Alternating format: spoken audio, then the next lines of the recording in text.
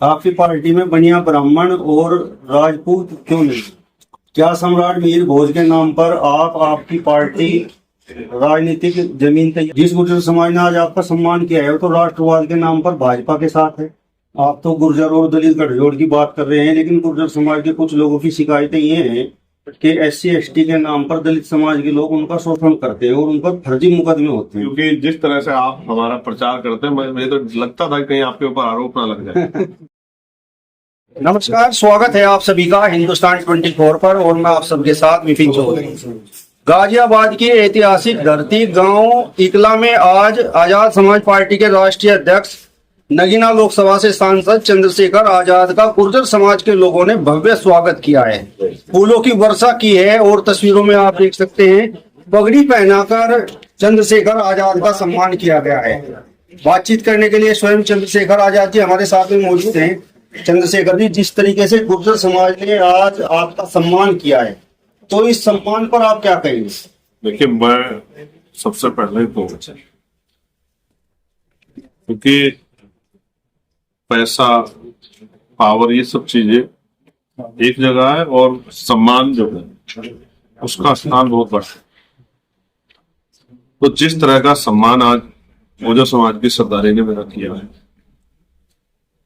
उन्होंने मेरे ऊपर एक कर्ज जो है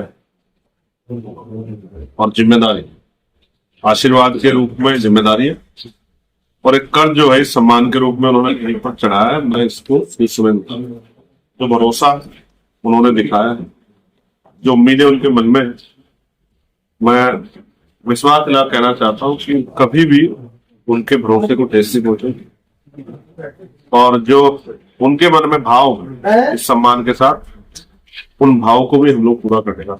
मैं दिल से बड़ा अभिभूत हूँ उनके इस तरह के स्वागत से और हमारा पूरा प्रयास रहेगा कि भाईचारा एकता बने और इसके जरिए जो प्रदेश में बहुत सारी समस्या पैदा होगी, राजनीतिक शक्ति बनाकर उनको दूर किया। गुर्जर समाज में पगड़ी का बड़ा महत्व है और ये एक तरह से जिम्मेदारी है और गुर्जर समाज के जिम्मेदार लोगों ने आपको ये पगड़ी पहनाई है, यानी आपके सर पर जिम्मेदारी रखी है, तो इस जिम्मेदारी को कैसे निभाएंगे? देखिए, आप ये समझिए, पश्चिम का कोई ऐसा जिला नहीं है जहां से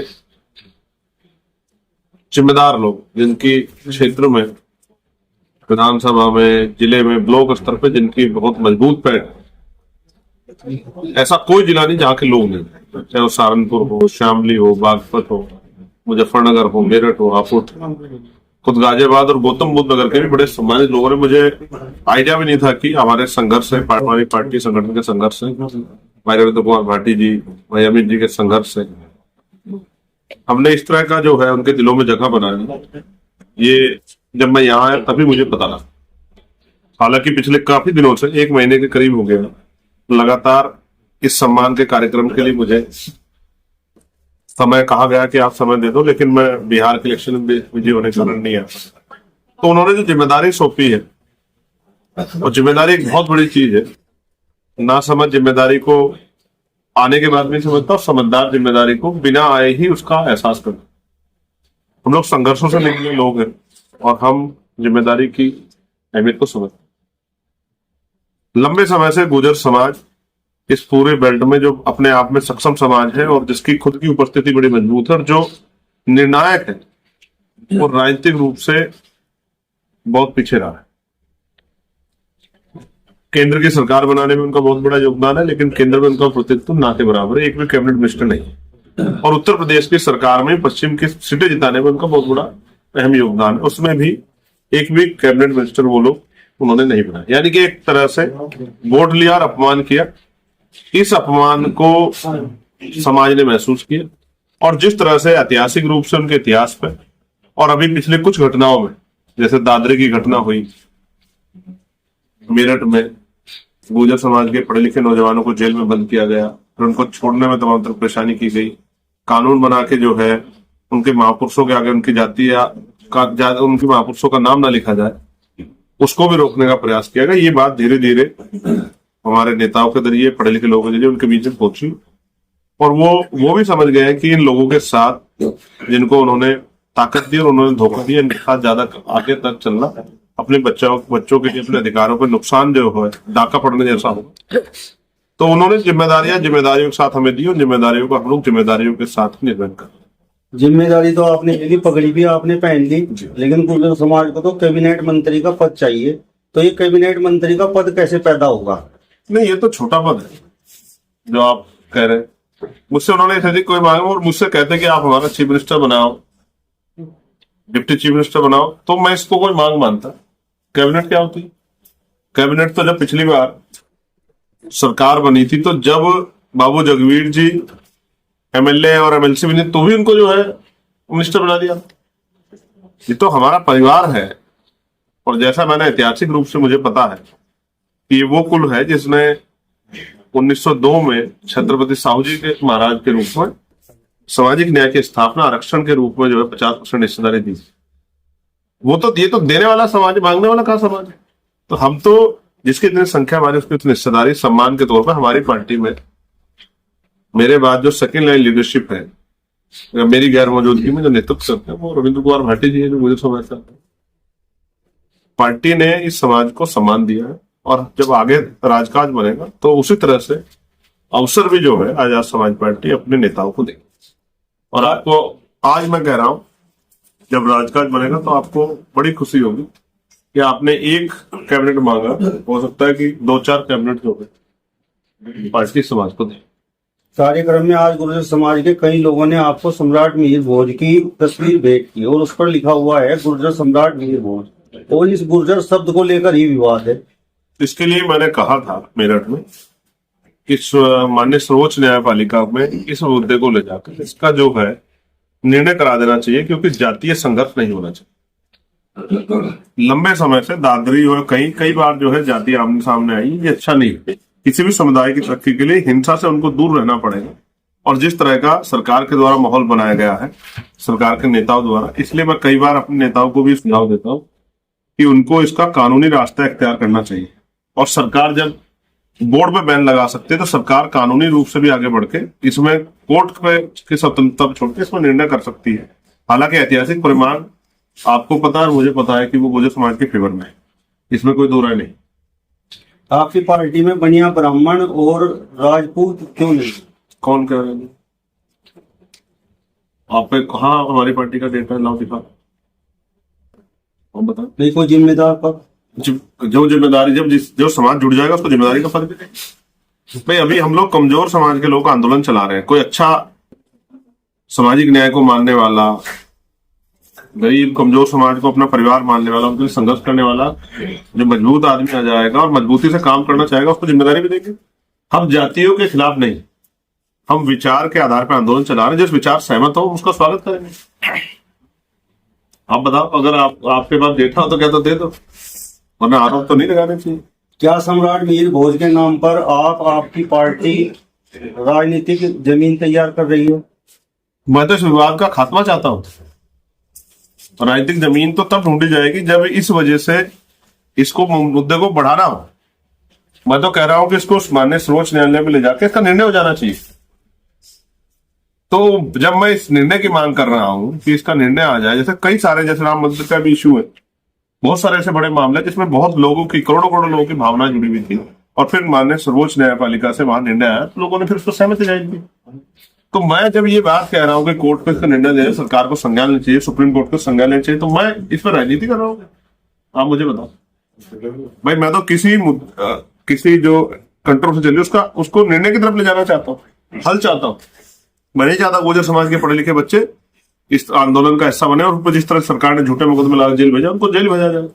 मैं तो इसके खिलाफ हूँ।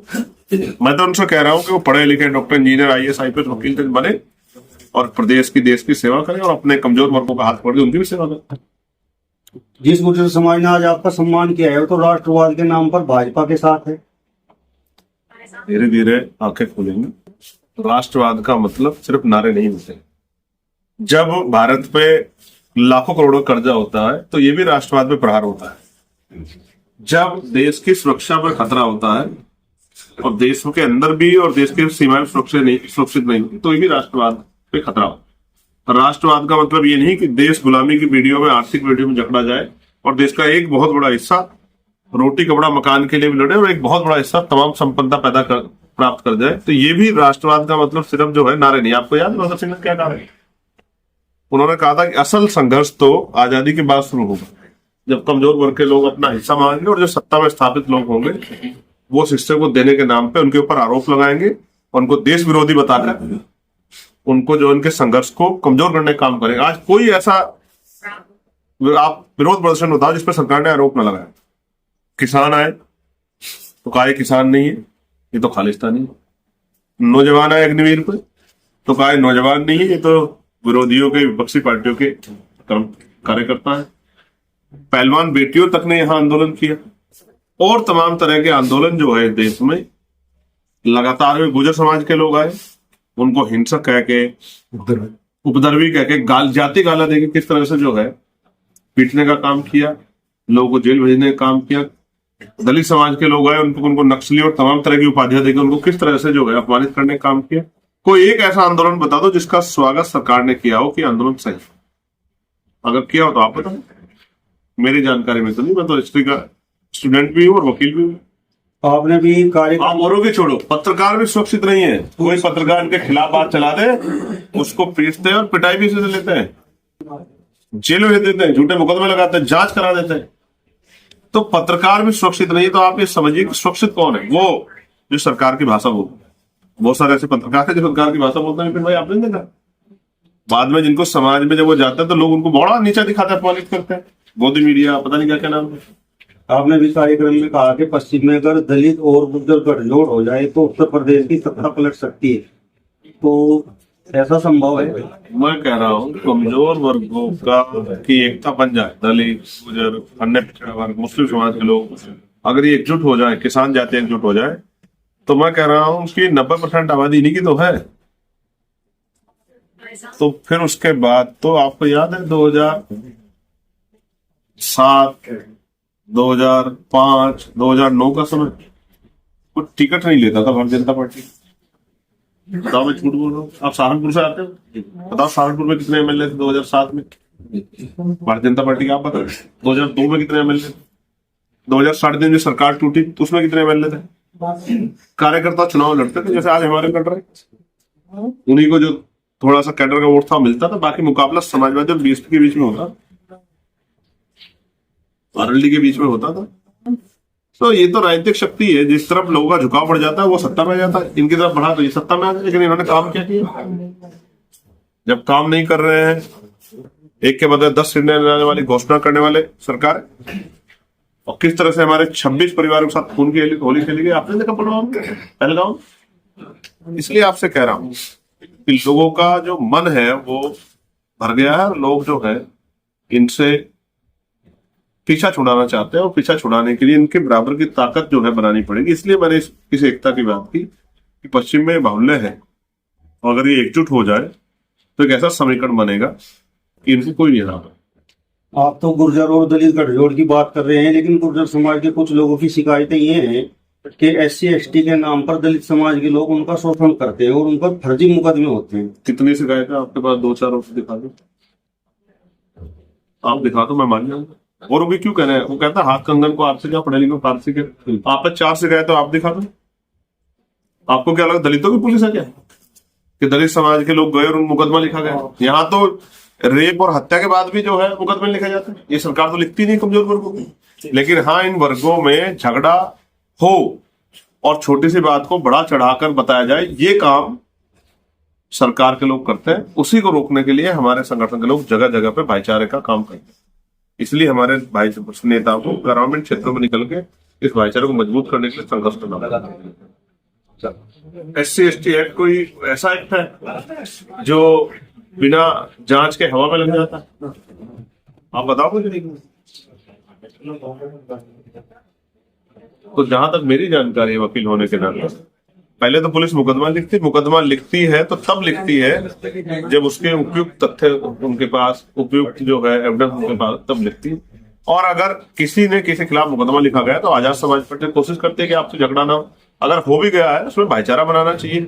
और अगर कोई क्राइम कर रहा है तो उसको क्राइम करने वाले को सोचना चाहिए कि मुझे क्राइम नहीं करना चाहिए। अगर आप ही चलो SC ST एक्ट छोड़ो, अगर आपको कोई चीट देगा तो आप क्या करोगे? मुकदमा लिखाओगे, क्या करोगे बताओ? इस प्रदेश में SC एक्ट के मुकदमे ज्यादा है या सामान्य मुकदमे ज्यादा है?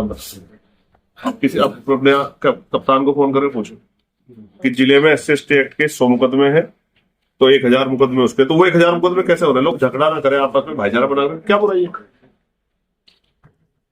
भाटी जी मुझे बोल रहे हैं कि बस अब रहने दो। मैं एक सवाल और पूछना आप बिल्कुल पूछो, आप बिल्कुल पूछो, क्योंकि समय कम है। हाँ समय एक सवाल आखिरी सवाल है कि आप तो धर्मनिरपेक्ष देश के पक्ष में हैं, हाँ। लेकिन बाबा बागेश्वर हिंदू राष्ट्र के लिए यात्रा निकाल रहे हैं, तो आप पहले मुझे बता दो, मैं आपका व्यू जानना चाहता हूँ एक पत्रकार होने के नाते, जो निष्पक्ष होता है। क्या भारतीय संविधान के आधार पे बना हुआ धर्मनिरपेक्ष राष्ट्र, आप इसको धार्मिक राष्ट्र बनाना चाहते हैं या इसको समर्थक हैं आप? हम तो संविधान के हिसाब से चलते हैं।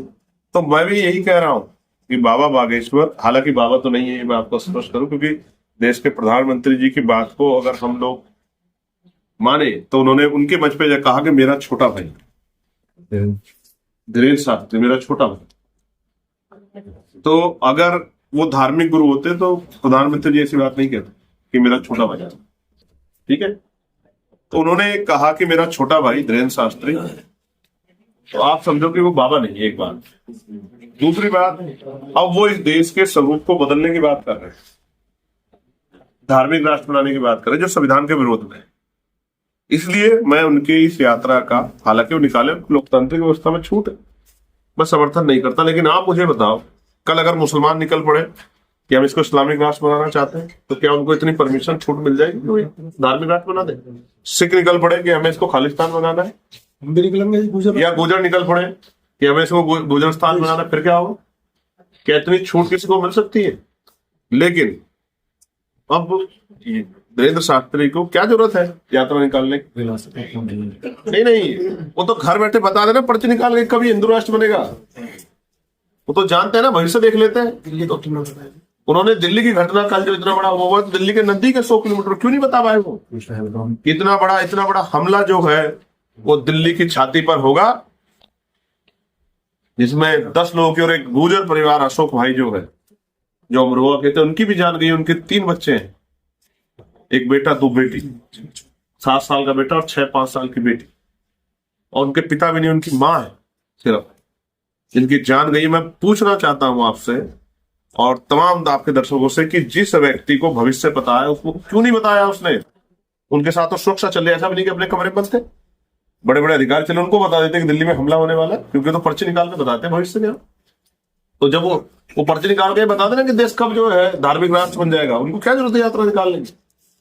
और किसके काल में बनेगा, क्यों बनेगा, और इस राष्ट्र की कल्पना क्या होगी, इसका संविधान क्या होगा, इसमें गुजर कहाँ खड़ा होगा, इसमें जाट कहाँ खड़ा होगा, इसमें सैनिक कहाँ खड़ा होगा, पिछड़े वर्ग को क्या अधिकार होंगे, उनको तरक्की का अवसर मिलेगा नहीं मिलेगा? तो इसकी तो कोई उनके पास होनी। तो स्पष्ट ये रेल यात्रा पॉलिटिकल यात्रा है, और इस यात्रा को सफल कराने के लिए पॉलिटिकल लोग जो है उनकी जी जोर से मदद कर रहे हैं। ये सब दिक्कत है, कमजोर वर्ग तो देख ही रहा है। चलिए चंद्रशेखर जी, आपने अपना कीमती समय हमें दिए, इसके लिए आपका बहुत बहुत धन्यवाद। मैं भी आपका धन्यवाद करता हूँ, क्योंकि जिस तरह से आप हमारा प्रचार करते हैं, मुझे तो लगता था कि कहीं आपके ऊपर आरोप ना लग जाए कि मैं जरा सा एक ट्वीट करता हूँ या कोई बात कहता हूँ तो आप उसको ले जाके पब्लिक के बीच में उस पर जो है पब्लिक के विचार जानते हैं। तो हमारे समर्थकों में बड़ी खुशी होती है कि भाई कोई व्यक्ति तो है जो हमारी हर बात को नोटिस कर रहा है, पब्लिक के बीच में ले जाएगा। चलिए, उससे हमारी वो बात जिन लोगों तक नहीं पहुंच पाती उन तक भी पहुंच जाती।